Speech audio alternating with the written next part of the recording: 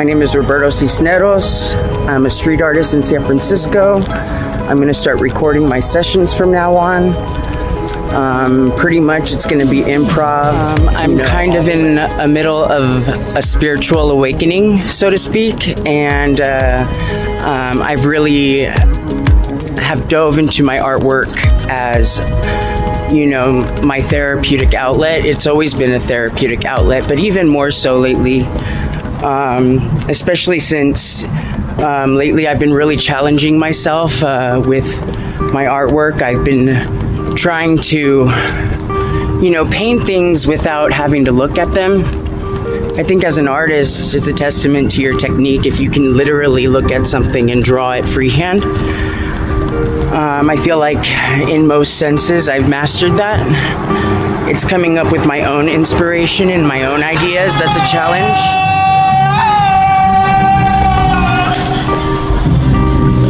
Welcome to San Francisco.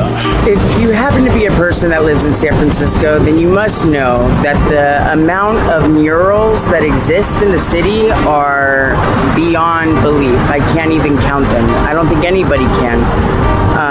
One of my favorite, murals is very urban. I walk by it quite often, but it's a skate park. And it's graffitied, like, literally everywhere you turn. It's just a hot spot for people to literally get out their artistic graffiti, vulgar frustrations, I guess. I walk everywhere in this city, and sometimes I run into piles that look like this. Just normal cardboard boxes, really, but I see canvases. And there are a lot of prolific artists out there that utilize cardboard to their advantage. You know, I've had comments from, you know, people who are passing me by on the street, and they're like, why do you think of yourself so low? Why are you doing artwork on cardboard? You know, well then buy me a motherfucking canvas then. It all comes down to it. The point is this: art is what you make of it. You know, it's art because I say it is. It's art because I created it. It took creation, it took inspiration. Days consist of walking all the time. I think I walk down Market Street from south of Market like at least 4 times a day. I've made the Castro neighborhood my home when it comes to doing my artwork in public. Aside from being the neighborhood that I, you know, pitched up my tent when I was homeless, I've always felt a sense of acceptance and understanding in this neighborhood. Also, I trained in ballet in this neighborhood on Church and Market, which is where I am right now, by the way. Hi, Zori.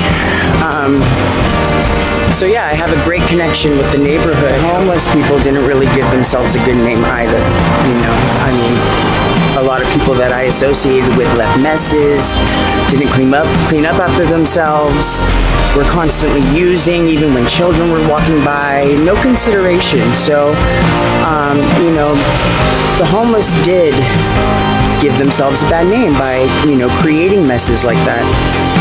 So I can see the frustration with the neighborhood. I can see it from both sides of the spectrum.